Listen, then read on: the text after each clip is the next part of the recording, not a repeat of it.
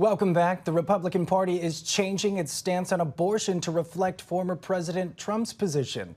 Language approved for the party's new platform drops the push for a federal ban for the first time in 40 years.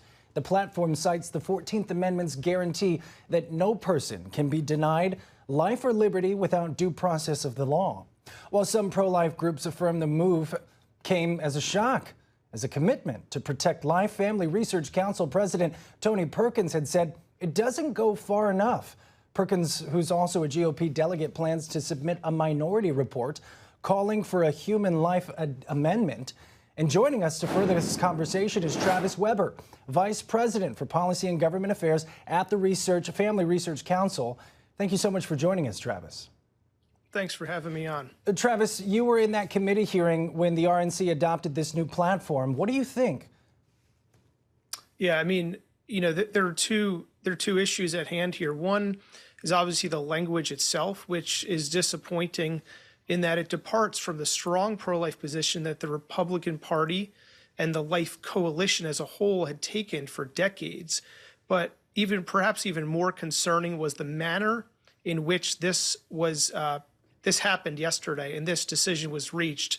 The tactics and heavy-handed approach that was taken during the platform committee meeting yesterday was very disturbing. And so I think that's adding unnecessary fuel to the fire, regardless of the actual end, the end game of the language itself. Well, Travis, what do you think are the former president's strategic reasons for making this shift in abortion policies? And how do you see this affecting support from his Republican base? Yeah, so I think he's certainly looking at election victory. It's understandable. Everyone's focused on November.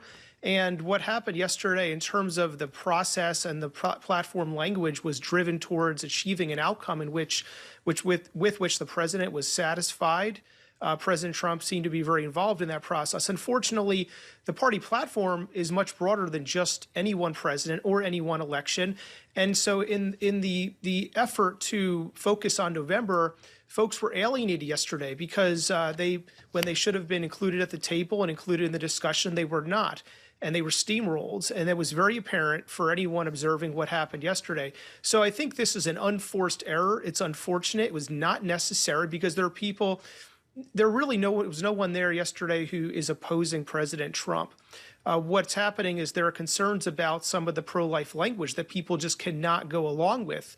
But in the effort to focus on election victory, those people have been steamrolled. And now, it remains to be seen how they will respond in November. I think, unfortunately, there are going to be some folks who have been enthused by what President Trump has done on the life issue, and that's why they turned out in 2016. We don't know if they're going to turn out this year. It's yet to be seen, and I think it was a real unnecessary set of steps that took place yesterday in terms of how the language was finalized and the language itself. So regarding that language, what do you think the platform should say? Yeah, so the platform language that was reached yesterday mentions the 14th Amendment, but it does not explicitly note that the unborn are protected by the 14th Amendment. That's something that has been in the platform since 1976. In addition, mention of the Human Life Amendment was cut. That's been in the platform since 1976. The current platform also does not mention no taxpayer funding for abortion.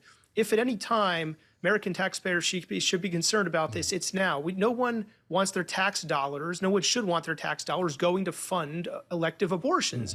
And yet there was an opportunity to call attention to that. That was missed yesterday. That issue was taken out of the platform when it's been in prior platforms. So I think the weakening of the stance is what's concerning. Tony Perkins has submitted a minority report calling attention to that. But, beyond this, the way in which this happened was really disturbing yesterday, and it was really unnecessary. Travis, unfortunately, that's all the time we have there, but thank you so much for your expertise and your insights. Thank you.